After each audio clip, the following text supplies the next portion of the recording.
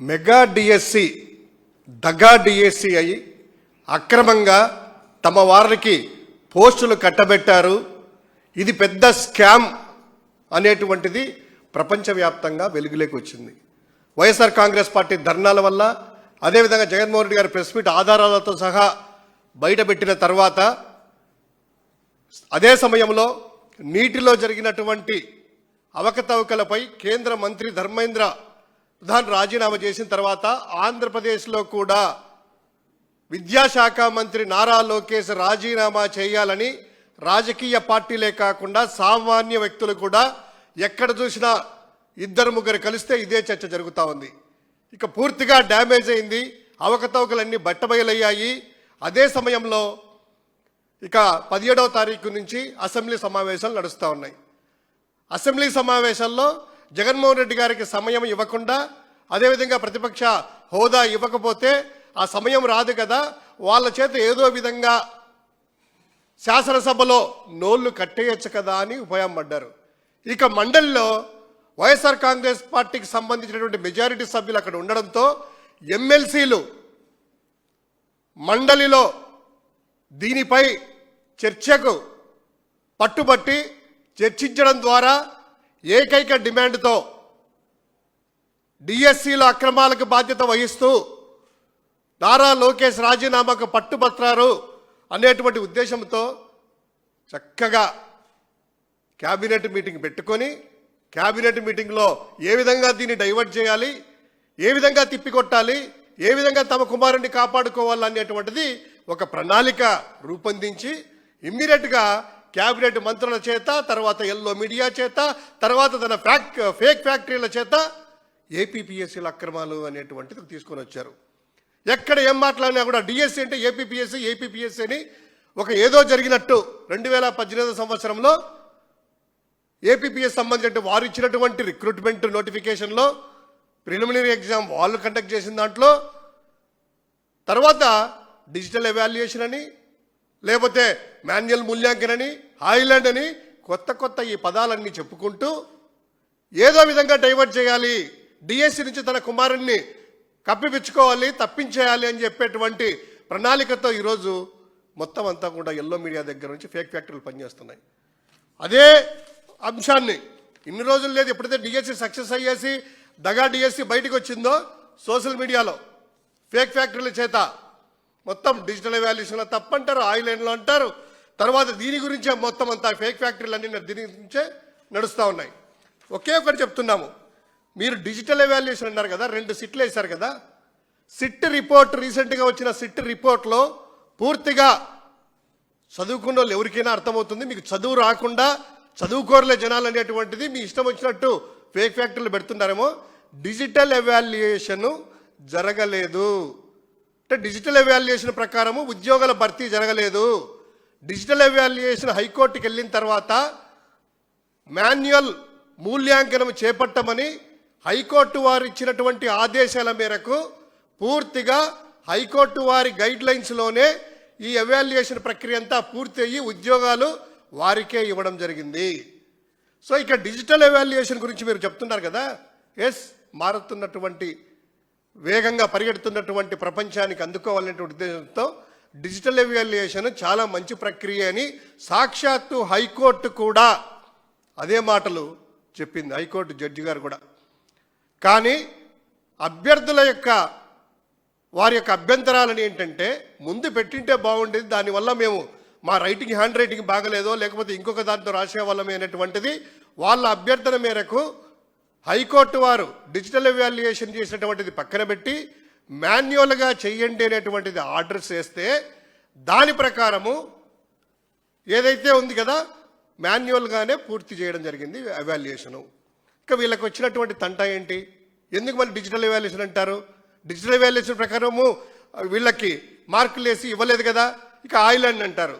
ఐలాండ్లో జరిగినటువంటిది అక్కడ బబ్లింగ్ మాత్రమే జరిగింది, ఎక్కడ ఎవాల్యుయేషన్ అనేటువంటిది జరగలేదు అని సాక్షాత్తు సిట్ రిపోర్ట్లో క్లియర్గా మెన్షన్ చేశారు.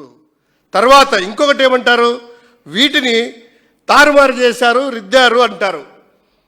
7 సిఎఫ్ఎస్ఎల్ ల్యాబ్స్ దేశంలో అత్యున్నతమైనటువంటి ప్రముఖంగా ఉన్నటువంటి ఫోరెన్సిక్ ల్యాబ్స్ 7 ప్రదేశాలలో మూల్యాంకన పత్రాలన్నీ తీసుకెళ్ళి ఏదైనా చేంజెస్ ఉన్నాయా ఎక్కడ అనేటువంటిది అంతా విచారించిన తర్వాత ఎక్కడా కూడా జవాబు పత్రాల్లో కానీ సిగ్నేచర్లో కానీ అడిషనల్గా ఎక్కడా ఏమీ జరగలేదు, ఎక్కడ అవకతవకలు జరగలేదు అని క్లియర్గా 7 సిఎఫ్ఎస్ఎల్ ల్యాబ్స్ కూడా రిపోర్ట్ ఇచ్చాయి. అది సిట్ కూడా చెప్పింది. ఇక వీళ్ళకి వచ్చినటువంటి నష్టం ఏంటి?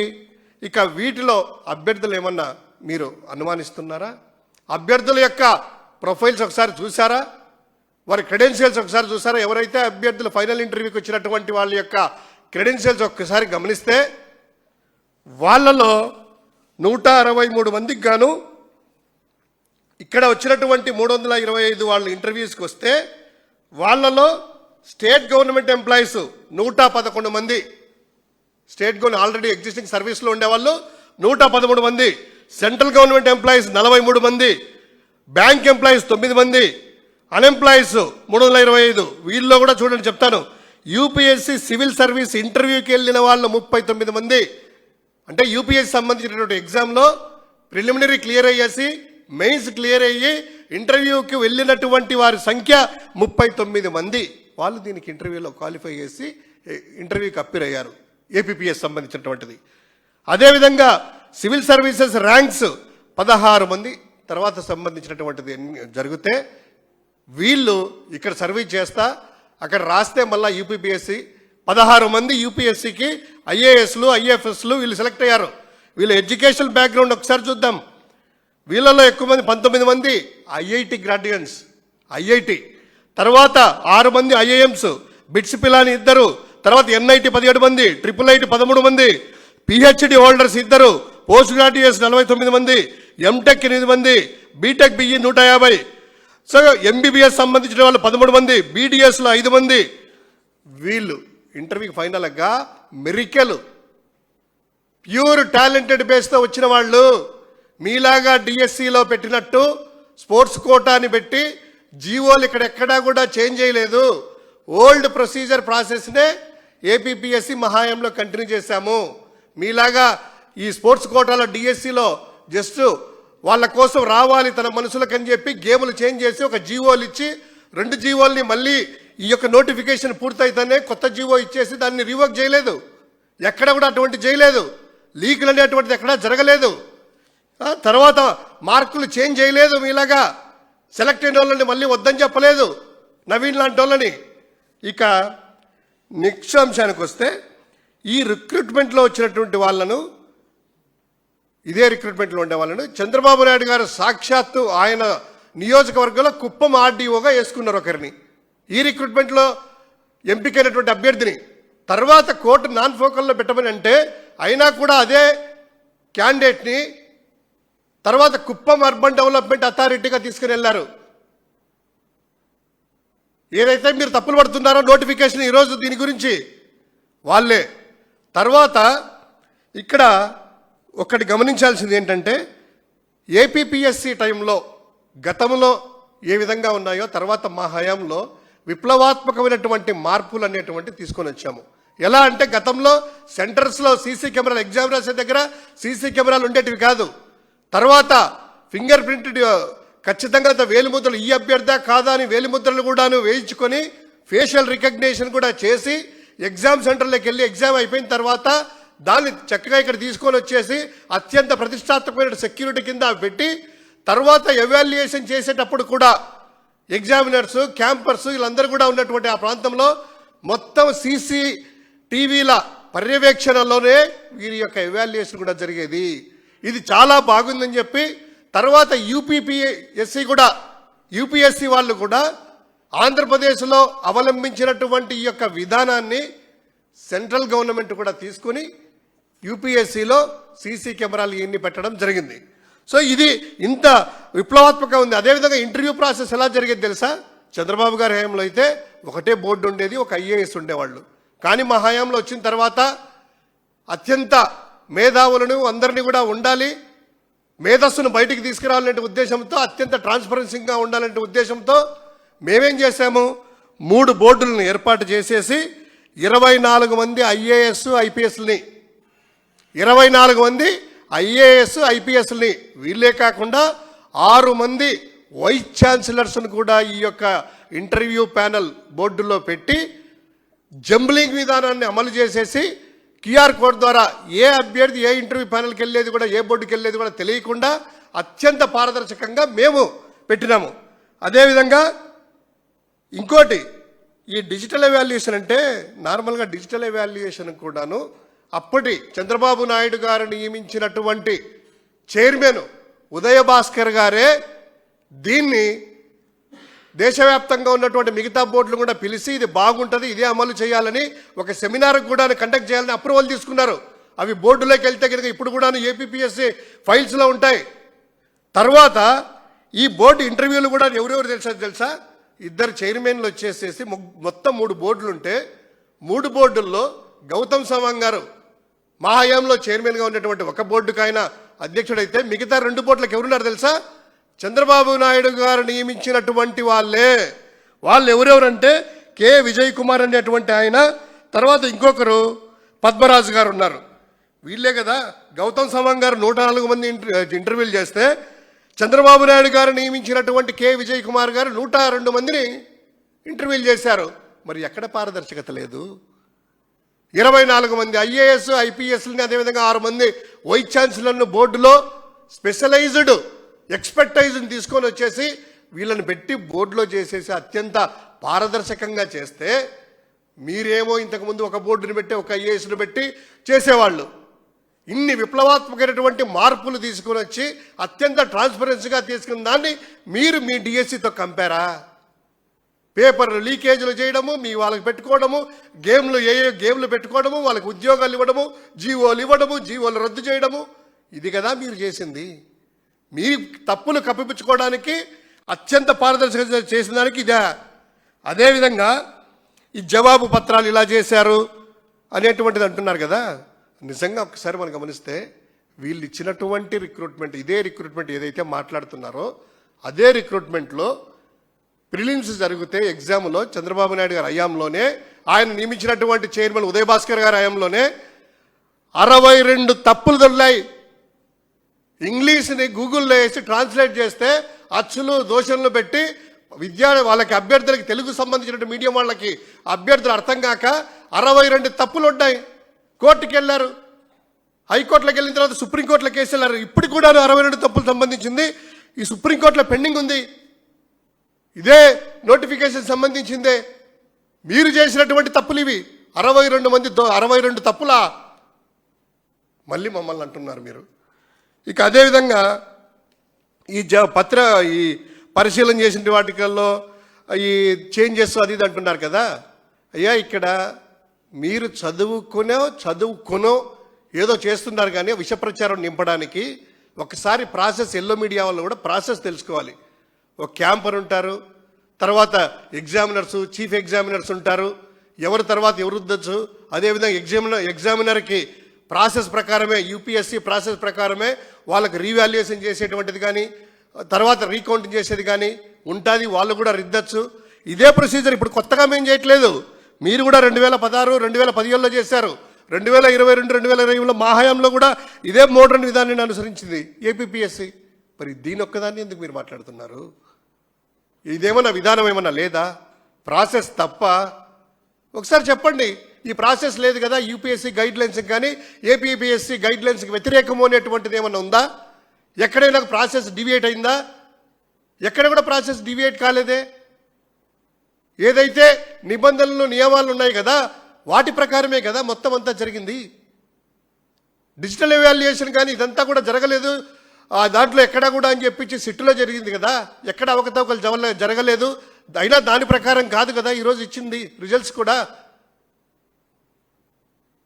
ఈరోజు కూడాను ఈ అభ్యర్థులకు సంబంధించినటువంటి జవాబు పత్రాలు సెలెక్ట్ అయిన వాళ్ళవి కావచ్చు, కేసులు వేసిన వాళ్ళవి కావచ్చు, తర్వాత రాసిన వారి ప్రతి ఒక్కరి కూడాను హైకోర్టు న్యాయస్థానం వారి కస్టడీలో ఉన్నాయి. జవాబు పత్రాలు కూడాను బయటేం లేవు కదా. 7 సిఎఫ్ఎస్ఎల్కి పంపించారు కదా, ఫోరెన్సిక్ ల్యాబొరేటరీ ఇంకా ఉన్నాయేమో ప్రపంచంలో పంపించుకోండి. ఇక సిట్ రిపోర్టులో ఏం జరిగిందంటే దీంట్లో ఏదో చేయాలని పాపం తపన పడ్డారు, కానీ ఎలుకను నవ్వుదాము కొండను తీసేసి కొండను తవ్వి ఎలుకను తీద్దాం అనుకున్నారు. ఎలుకను కాదు కదా, ఎలుక తోకను కూడా తీసుకోలేకపోయారు.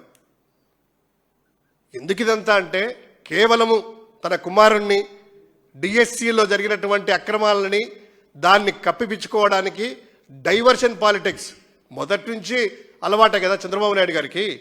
ఇక నోటిఫికేషన్ల గురించి ఓ అని మాట్లాడుతున్నారు కదా, ఒక్కసారి యువతకు మీరు ఎంత మోసం చేస్తున్నారు నిరుద్యోగులకు అనేటువంటిది ఒకసారి చూద్దాం. మేము ఇచ్చినటువంటి డిఎస్సిని రద్దు చేసి కొన్ని పోస్టులు అదనంగా ఇచ్చేసేసి దాంట్లోనే ఇంత దగా చేశారే, ఇన్ని మోసాలు. ఒకటి, వైఎస్ఆర్ కాంగ్రెస్ పార్టీ వచ్చిన తర్వాత మా హయాంలో ఏపీపీఎస్సీ రిక్రూట్మెంట్స్ వచ్చేసి మన ఫైనాన్షియల్ కాంక్రెన్స్ కూడా తీసుకొని టోటల్గా 88 నోటిఫికేషన్లు ఫైనాన్స్ డిపార్ట్మెంట్ నుంచి మేము క్లియరెన్స్ ఇచ్చాము. నిరుద్యోగులకి యువతకు ఏం చేసిన వైఎస్ఆర్ కాంగ్రెస్ పార్టీ జగన్ గారి సర్కార్ అంటే 88 నోటిఫికేషన్లు ఫైనాన్షియల్ క్లియరెన్స్ తీసుకొని క్లిక్ చేసింది. అందులో 54 నోటిఫికేషన్లు ఇష్యూ చేసింది మా గవర్నమెంటే. కానీ ఇక్కడ కీ పోస్టులు ఏదైతే మేము ఇచ్చామో వాటిని కూడా 2 సంవత్సరాలు అవుతున్నా కూడా చంద్రబాబు నాయుడు గారు వాటిని ముందుకు తీసుకెళ్లకుండా మేము ఫైనాన్స్ క్లియర్ తెచ్చినేసి నోటిఫికేషన్ ఇచ్చినవి ఆపు ఇచ్చారు. అందులో ముఖ్యంగా కీ పోస్టులు చూడండి, DEOs deputy educational officers vacancies 38 ఉంటే గతంలో 2008 సంవత్సరంలో జరిగింది లాస్ట్ రిక్రూట్మెంట్. తర్వాత జగన్ గారు వచ్చిన తర్వాత 15 సంవత్సరాల తర్వాత వాటికి క్లియరెన్స్ ఇచ్చేసి ఫైనాన్స్ అక్రెన్స్ తీసుకొని వాటిని నోటిఫికేషన్ 14 నోటిఫికేషన్ నెంబర్ కూడా చూస్తాండి, 14-2023 డేటెడ్ 22 డిసెంబర్ 2023లో ఇస్తే ఈ నోటిఫికేషన్ ఇంతవరకు కంప్లీట్ చేయలేదు, పక్కన పెట్టేశారు. అదేవిధంగా ఉమెన్ అండ్ చైల్డ్ వెల్ఫేర్ డిపార్ట్మెంట్లో చైల్డ్ డెవలప్మెంట్ ఆఫీసర్ సంబంధించిన CDPO supervisor grade 1 superintendent of children's homes వీరికి సంబంధించినటువంటి 243 వేకెన్సీస్ ఇస్తే జిఓ నెంబర్ ఎంఎస్ నెంబర్ 34 ద్వారా మార్చి 31, 2023లో ఇది కూడా ఎప్పుడు ఇచ్చారు తెలుసా, 11 సంవత్సరాల గ్యాప్ తర్వాత జగన్ గారు క్లియరెన్స్ చేసి ఫైనాన్స్ అప్రూవల్ తీసుకుని ఇచ్చినటువంటి పోస్టుని మేము ఇస్తే ఇప్పటికి కూడా 3వ సంవత్సరం అడుగు పెట్టారు వచ్చేసేసి పక్కన పెట్టేసారు, చేయలేదు. అత్యంత కీలకమైనటువంటి పోస్టులు చైల్డ్ అండ్ వెల్ఫేర్ డిపార్ట్మెంట్లో ఈ పిల్లలకు సంబంధించినటువంటి సూపర్వైజింగ్ కానీ మానిటరింగ్ కావాలంటే ఈ పోస్టులు ఉంటేనే కదా. 243 పోస్టులు మేము ఇస్తే దానికి అసలు అటకెక్కిచ్చారు. గతంలో 11 సంవత్సరాల కిందట జరిగినటువంటి నోటిఫికేషన్స్ అంతే. తర్వాత ఏపీబీ నోటిఫికేషన్ పెండింగ్ కంప్లీషన్ ఏంటంటే ఇంకా డిప్యూటీ ఎడ్యుకేషనల్ ఆఫీసర్స్ అయితేనేమి, తర్వాత డిగ్రీ లెక్చరర్స్, తర్వాత ఫారెస్ట్ రేంజ్ ఆఫీసర్స్ మేము ఇచ్చినట్టు, తర్వాత forest section officers, forest beat officers, assistant beat officers, తర్వాత స్టాండర్డ్స్, ఇవన్నీ కూడాను ఫారెస్ట్ డిపార్ట్మెంట్లో వివిధ డిపార్ట్మెంట్లో ఇచ్చినటువంటి నోటిఫికేషన్ 2023, 2024 ఫైనాన్స్ అప్రూవ్ అయ్యి నోటిఫికేషన్ నెంబర్లు ఇచ్చి జీవోలు ఇచ్చిన తర్వాత అయినా కూడా వీళ్ళు పక్కన పెట్టేశారు. అన్నీ కూడా కీలకమైన పోస్టులు. అంతేకాకుండా కొన్ని నోటిఫికేషన్స్ ముందుకు తీసుకెళ్ళడం కొన్ని క్యాన్సిల్ చేశారు. తిరుపతి దేవస్థానం సంబంధించిన జూనియర్ లెక్చరర్స్ 29 వేకెన్సీస్ ఉంటే నోటిఫికేషన్ 2024లో మేము ఇచ్చాము. తర్వాత డిగ్రీ లెక్చరర్స్ 49 వేకెన్సీస్ టీటీడీ సంబంధించినటువంటిది, వాటిని కూడా నోటిఫికేషన్స్ క్యాన్సిల్ చేశారు. సో ఇక్కడ పొల్యూషన్ కంట్రోల్ బోర్డు సంబంధించిన 18 వేకెన్సీస్ జీవో నెంబర్ 5 ద్వారా మేము ఇస్తే వాటిని ముందు తీసుకెళ్లేదు, క్లియరెన్స్ తెచ్చినా కూడా ఎండోన్మెంట్ డిపార్ట్మెంట్లో. సో ఇవన్నీ కూడా ఎందుకు చెప్తున్నామంటే యువతకి చంద్రబాబు నాయుడు గారు యువతకు నిరుద్యోగులకి ఎలా మోసం చేస్తున్నారంటే ఉన్నటువంటి ఉద్యోగాలన్నీ కూడాను రద్దు చేస్తూ కేవలము జగన్మోహన్ రెడ్డి గారు ఇచ్చినటువంటి ఒకే ఒక్కటి మీరు దానికి యాడ్ చేసి ఏదైతే మీరు క్యాన్సిల్ చేసేసి డిఎస్సి అన్నారో దాన్ని మీ వాళ్ళ కోసము జీవోలు మార్చి స్పోర్ట్స్ కోటాలో మీ యొక్క అనుగులకి, మీ శిష్యులకి, మీ పార్టీ వాళ్ళకి, మీ వాళ్ళకి ఇచ్చుకోవాలంటే ఉద్దేశంతో ఆ నోటిఫికేషన్ ఇచ్చి దగా డిఎస్సిగా చేశారు. ఇవన్నీ కూడా ఎందుకు మీరు ముందుకు తీసుకెళ్ళలేదు? అత్యంత ఫోకల్ పోస్టులు, కీలకమైనటువంటి పోస్టులు జగన్మోహన్ రెడ్డి గారు ఇచ్చినట్టువి నిరుద్యోగులు అలానే పెడతారా? యువతను అలానే గాలికి వదిలేస్తారా? ఒకే ఒక్కటి, మీరు ఎంత డైవర్ట్ చేయాలనుకున్నా డిఎస్సిలో జరిగినటువంటి అవకతవకలు బాధ్యత వహిస్తూ లోకేష్ రాజీనామా చేయాలి. ఇది వైఎస్ఆర్ కాంగ్రెస్ పార్టీ మాత్రమే కాకుండా ఈరోజు జంజీ కానీ యువత కానీ నిరుద్యోగులు కానీ వేసేటువంటి డిమాండ్. ఈ యొక్క మీరు ఏపీపీఎస్సీలో ఇంతకు మించి ఏమీ లేదు. హైకోర్టు వారిని మీరు తప్పుపడుతున్నట్టుంది. ఏపీపీఎస్ స్వయాన అఫిడవిట్ ఇచ్చారు, డిజిటల్ ఎవాల్యుయేషన్ ప్రకారం కాదు, మాన్యువల్ ప్రకారమే మేము పోస్టులు ఇచ్చింది అని. హాయ్లాండ్లో ఏమీ జరగలేదనేసి సిట్ రిపోర్ట్ ఇచ్చింది. హైకోర్టు వారికి అది సమర్పించారు. హైకోర్టు వారు అన్ని చూసిన తర్వాతనే మాన్యువల్గా జరిగింది కాబట్టే ఈ పోస్టులు అనేవి ఉన్నాయి. ఇంత క్రెడెన్షియల్స్ ఉన్నటువంటి అభ్యర్థులను మీరు అవమానిస్తున్నారు. అనుమానించలేదు, అవమానిస్తున్నారు. టాలెంట్ ఉండేటువంటి వాళ్ళని వీళ్ళందరినీ కూడాను మీ రాజకీయ ప్రయోజనాల కోసము మీరు చేసిన తప్పులని కప్పిపుచ్చుకోవడానికి ఏపీపీఎస్సీ మీద జరిగినటువంటి ఆ నోటిఫికేషన్ మీద బురద జల్లుతున్నారు. ఆ బురద మీ ముఖాన్నే పడుతుంది. ఎందుకంటే అంత పారదర్శకంగా జరిగింది కాబట్టే ఈరోజు ఓపెన్ ఛాలెంజ్ చేస్తున్నాము. ఏదైతే మీరు జరిగినటువంటి యొక్క డిఎస్సి నుంచి మీరు తప్పించుకోలేరు.